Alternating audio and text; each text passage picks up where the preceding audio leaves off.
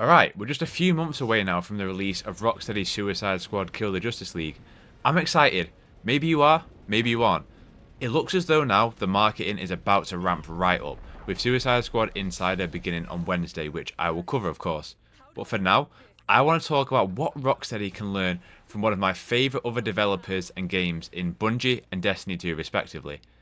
I have so much time in Destiny, which I'm sure you're well aware does a hell of a lot wrong, but it also gets a lot right.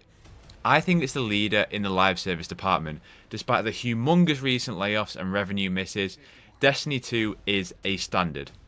Suicide Squad can take so much from Destiny and adapt it. So here's 5 things that I want to see Suicide Squad learn and adapt from Destiny 2. Alright, numero uno, the loot. In particular, the exotics, the legendaries. One of the biggest reasons that I ever clicked with Destiny in the first place after trying for so long was the exotic loot. In looter shooters, too many games just make their most prized loot, their most prized possessions, just other weapons with small little buffs. Like, the same assault rifle that you've been shooting for the past 50 hours now does extra precision damage or some shit like that. Destiny's exotics are handled differently. Unique lore as to why they exist, how they came to exist, literally like fully fleshed out stories. Like, look, I'm not expecting that for Suicide Squad, but it would be cool if there's like some background since we know we're getting like branded archetypes like Wayne Industries or LexCorp, etc. But the most important factor is make them unique and make them fun. Right now, one of my favourite exotics in Destiny 2 is an assault rifle that's a grenade launcher. As you're firing, it fires off grenades into the enemy, but it also builds up grenades in the tank, which you can then switch from the assault rifle into the grenade launcher itself. That's just one, in about 100. Between hand cannons that kill and drop remnants to recharge ammo and do extra damage, rocket launchers that blow up and then drop additional clusters around it whilst boosting other rocket launchers, trace rifles that weaken and apply crit spots so that other enemies can then damage it, you get the point.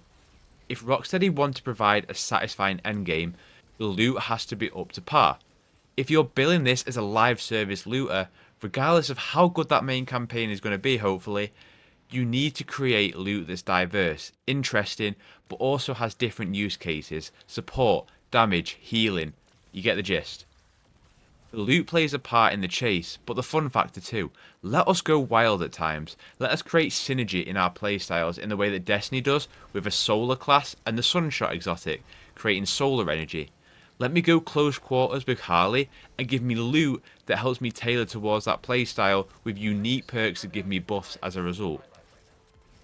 Prize possessions that I get from a challenge or a quest line.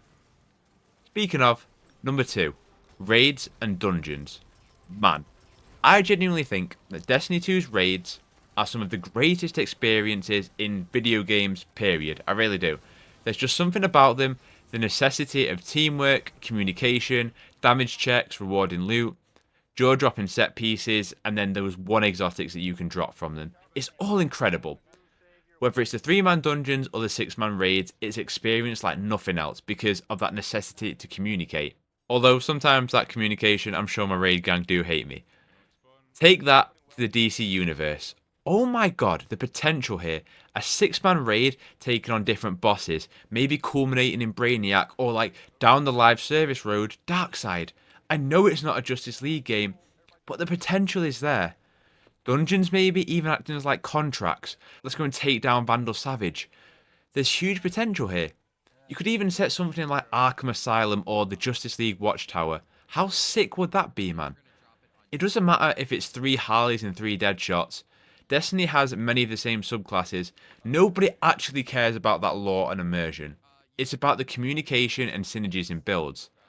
These, just like the loot, are vital for players to want to stick around, to create challenges, but also experiences that won't be forgotten after the main campaign. Avengers had a whack at it, but it never really stuck the landing. I do think a shooter makes that a lot easier. You take the Destiny raid mechanics, you apply that to a DC universe, and the potential is endless. By the way, I ain't saying this is easy. It ain't. Bungie are masters of their craft. But I love to see Rocksteady give this one a go, because I think a DC setting with raids could be incredible, man. On to number 3. A variation of activities. Regardless of Destiny 2 seasons becoming predictable because, after 7 years it would do that, it's incredible the variation, or at least what feels like variation, in its activities and what you're doing in each one of them. In a video game, the trick is to make the player feel like they're doing different things, even if the underlying thing is them making a gun go pew pew and killing enemies. There needs to be more than just stand in a circle and hold out for a certain amount of time, or kill a certain amount of enemies. There needs to be a variety in objectives, but also a variety of modes.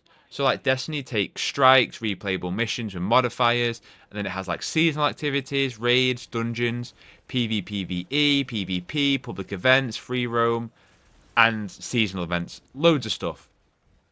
Again, if you're a live service game, you've got to strive for these kind of things. And again, that could be really cool in a DC sandbox. Boss fights, public events fighting Brainiac's machines. I've spoken about raids, time trials, drop-in missions. Avengers might have not got raids right, but it had the variety in terms of missions spanning from 5 minutes to 45 minutes. Suicide Squad could do that in abundance, and it needs that. Alright, arguably the most important one next. Number 4 is community. Note that irony is not lost on me with Bungie having just let go so many of the community support team amongst others, but I'm not here to get mad again. There's no doubt in my mind that Destiny 2 would not be going today without the community link between the developers and the people playing. Forget about the higher ups.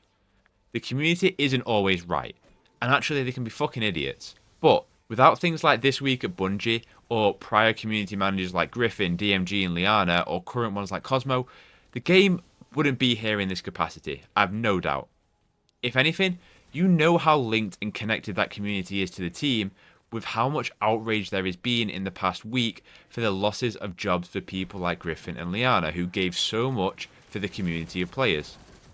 If Rocksteady wants Suicide Squad to last for a long time, they have to prioritise based on community complaints and feedback. If everyone's begging for some kind of feature that is breaking the game right now, and you go and shove microtransactions down their throat or go and promote another feature instead, you're not promoting the long-term health of the game. I've already endured Avengers stopping production. I can't take a DC game doing it too, alright? The final thing that I want to mention is a weird one, and that's for Rocksteady to lean into who they really are. Bungie, they know they've got the stuff.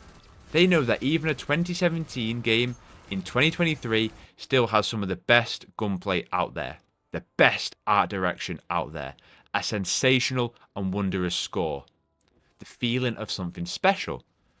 Rocksteady Studios perfected the free-flowing superhero combat, but they perfected so much more.